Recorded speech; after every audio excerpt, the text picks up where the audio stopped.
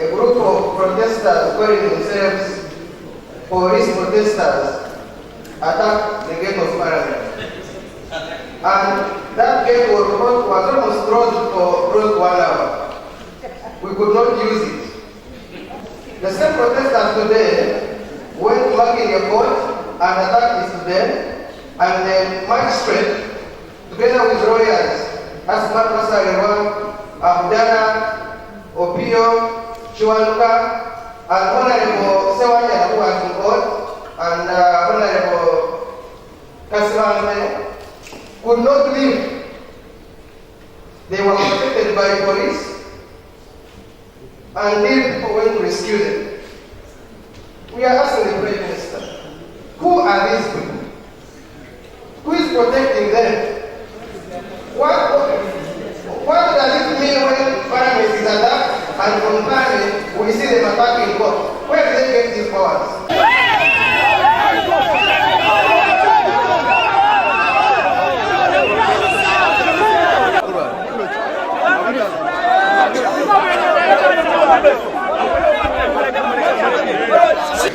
I'm glad to know that some colleagues in Parliament who were under either hiding or captivity have been rescued.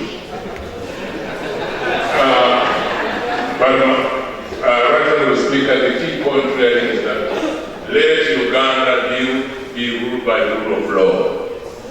Let us follow the law, whoever we may be. Then Uganda will be at peace, people will be able to do their work without any disturbance, and the country will make progress. Basose kugarako koti nga bagamba nti omulamuzi tajja kuyingira kubanga agenda kukola ensobe. Bagamba nti bo bayine ebiragiro mu ngalo zaabwe ekyebagala kyekikolebwa, tebagala omuntu yenna ayogere ku poliisi ate ng'olaba nti ne poliisi ng'ebayamba. Batugambye nti eyo Makindye trucks ezabaleese ssaawa 12 ku makya zaali trucks zimu. Naye kinnumye nnyo nti IGP asigadde ng'anyomoola amateeka mu Uganda.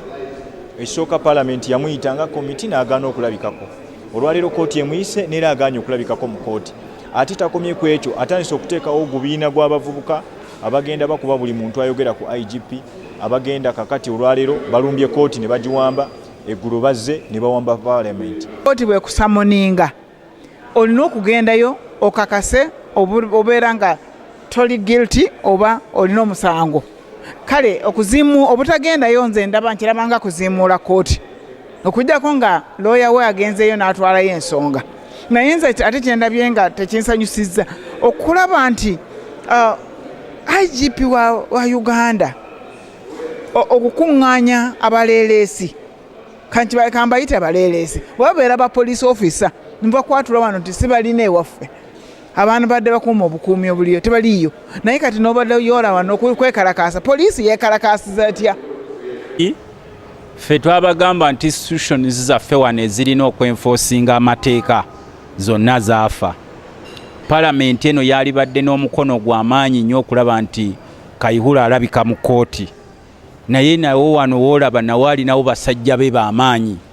Era tosuubira kubaawo nti nno kirala nnyo. Kati abantu abasinga mu Uganda ng'era etteeka bwe ligamba eritali liwandiike nti all animals are equal but some are more equal than others lye liriwo. General Kayihura is more equal than others. Nali sikimanyi nti Inspector General of Police naye abeera n'abawagizi. Abantu abayingiridde kooti leero nasomye ne ku social media bagamba mu waliwo DPC eyaleese abo abantu ku kooti. Bw'aba nga yakikoze ekyo kintu si kituufu. Mwami Kayihura alina okugondera amateeka agende ku kooti awulirize omusango gwe bamuvunaana. Bw'aba akkiriza akkirize, bw'aba agaana nti teyaguza agaane.